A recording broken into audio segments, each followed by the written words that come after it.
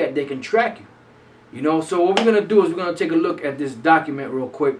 You know, couple of documents, and what we're gonna do is give you like a scenario of what's going on, and then we're gonna go into some scriptures and break down this financial situation that's happening to show you that the reason why these things are happening is because it's prophesied in the Bible, and we're at the time of the end. All right. That's right. So let's take a look at these documents real quick. All right, so in this document here, we have what's called the New World Order in 2012. And we're going to read a little bit of this document here to give you an idea of what's going on in the world today. So go ahead, brother. Right. The hidden forces. In this hub, I wish to talk about the secretive agenda of the power elite and events that will take place in the near future to further their plans for one world government. I will present as much information as I can, exposing the cabal and its secretive agenda, which they hope to finalize by 2012. Right, because they're trying to go along with the Mayan calendar, because they know that the Mayan calendar was a change of ages, you know, a change of rulership. So they're trying to base their agenda based off of that calendar. So now let's jump down to right here. You know, you brothers can read this article when you get a chance. Just type in New World Agenda in 2012 and jump down here to who really makes the rules. Right, who really makes the rules? An American historian by the name of Carroll Quigley published a book in 1965 called Tragedy and Hope, in which he exposed the deceptive cabal of international bankers. The powers of financial capitalism had another far-reaching aim, nothing less than to create a world system of financial control in private hands able to dominate the political system of each country and the economy of the world as a whole. This system was to be controlled in a feudalist fashion by the central banks of the world acting in concert by secret agreements, arrived at in frequent private meetings and conferences. Right, so now a feudalist fashion, the word feud or feudal, basically what it means is a fee. It's a system that's governed by fees. So like in today in so-called America, that's what everything that you do, you got to pay a fee. Whether you have a tax, or whether you have a credit card, or whether you have whatever you have, everything is based off of a fee. You know, you get a ticket, you got to pay a fee. You get this, you got, you know, so everything in this society is based off of these fees. And that's really what they want. They pretty much want the world as a whole, especially here in America, but they want the world as a whole basically to be in subjection, full subjection to them. All right? Go ahead, brother.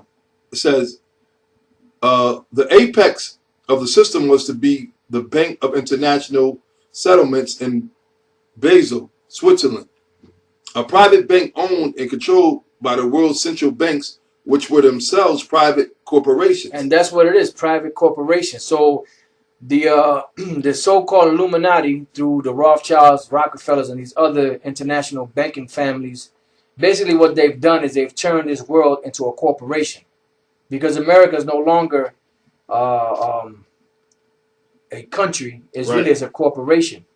And there's, you know, pretty much everything you see, all these different countries you see, they're really corporations. They're no longer countries. They're corporations.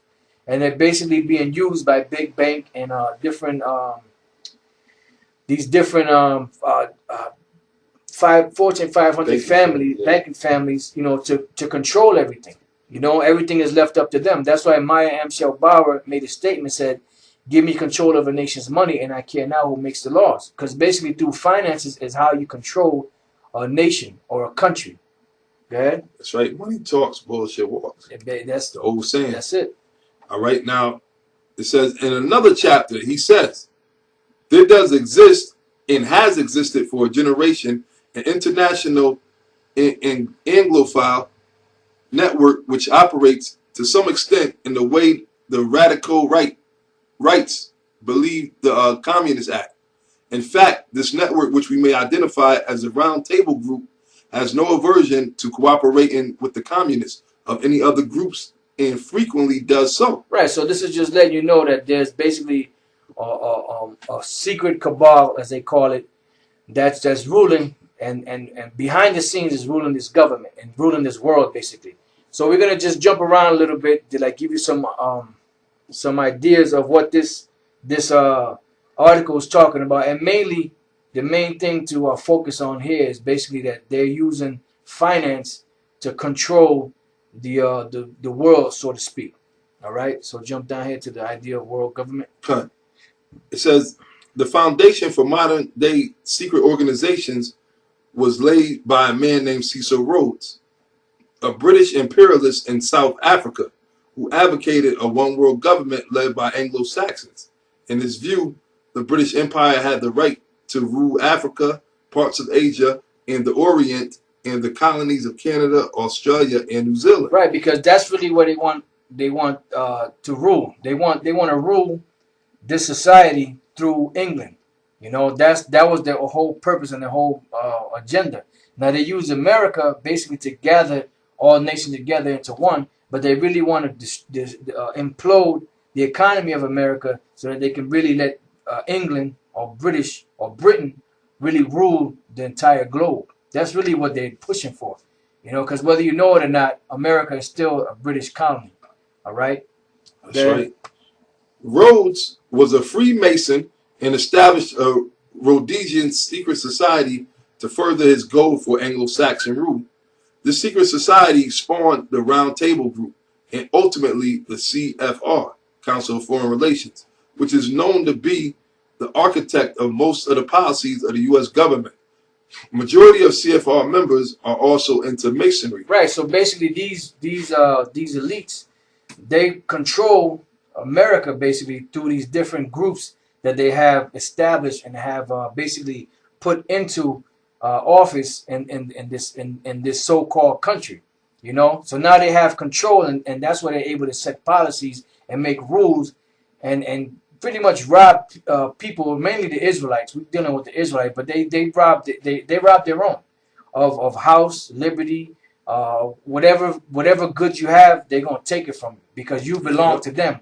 You know, through your birth certificates and other certificates that you have that link you in as slaves to the bankers.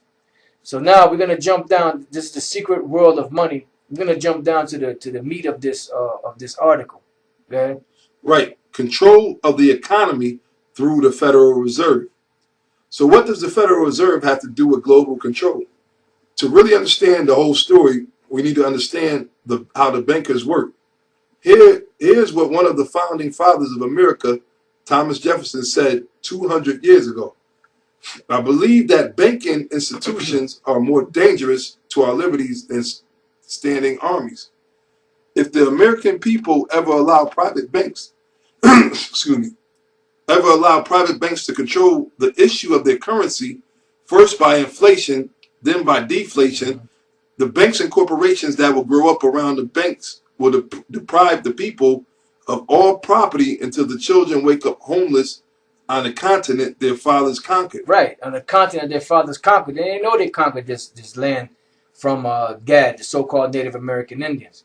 You know, so basically what he's saying is that if you let these banks dictate the policy of the finances and of the money and are allowed to print first by inflation, then by deflation, basically what you're going to have is they're going to be able to control and put the people in slavery, which is basically what you have today. You know, and that's all scriptural. Everything that you're reading about and everything that you see is all based off of biblical prophecy. Go ahead. Right. The issuing power should be taken from the banks and restored to the people to whom it properly belongs.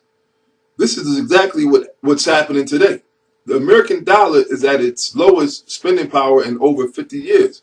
Roughly 1% of the population, around 3 million people, are homeless on any given night. Inflation and gas prices are out of control, and people are losing their savings. It seems very likely that the younger generation will be worse than their parents. With the member banks as the stock owners, the Federal Reserve is manipulating to protect the banks.